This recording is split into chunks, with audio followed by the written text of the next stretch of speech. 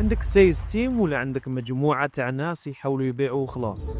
اذا ما عندكش سيلز بروسيس مكتوب وواضح راك تلعب بالمبيعات. نسقسيك سؤال بسيط، اذا دخل واحد جديد للسيلز تيم تاعك، اسكو عندك دوكيمون واضح يقول له كيفاش يهضر، واش يسقسي، واش يدير في اول كول، واش يدير اذا قال له الكليون نخمم ونولي لك، ولا كل واحد يخدم بطريقته وخلاص؟ مالوريزمون اغلب الشركات في الجزائر يخدموها كل واحد يهضر بالطريقه تاعو، ما كانش سكريبت واضح، ما كانش اسئله تاهيليه اللي بهم يعرفوا اسكو البروسبي هذا كاليفي ولا لا.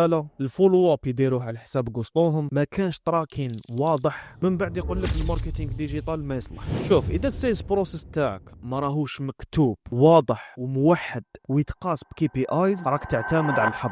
السيلز بروسيس لازم يكون فيها الاقل انستركتور باينه كيفاش يكونتاكتي البروسبي اول مره، وشنو هما معايير الكواليفيكيشن تاعي، باش نقول هذا البروسبي كاليفي ونزيد نعطي له وقت اكثر. دي سيكونس تاع فولو اب واضحين، بيبلاين واضح بلي زيتاب تاوعو، واهم حاجه دي كي بي ايز واضحين باش الكوميرسيال تاعك يعرف اذا راهو مليح، وين راهو ناقص، وين راهم يروحوا له لي بروسبي اكثر، وين راهو يكونفيرتي اكثر. اذا هادو ما عندكش ما تقولش البيع راهو ناقص ولا ما كانش البيع، قول ما عنديش سيلز بروسيس اللي يحول لي العملاء مؤهلين، العملاء يكونوا واجدين باش يعطوني دراهم وينجاجيو معايا. وبكل بساطه الشركه اللي تكون معتمده على العشوائيه مستحيل يكون عندها نمو مستمر.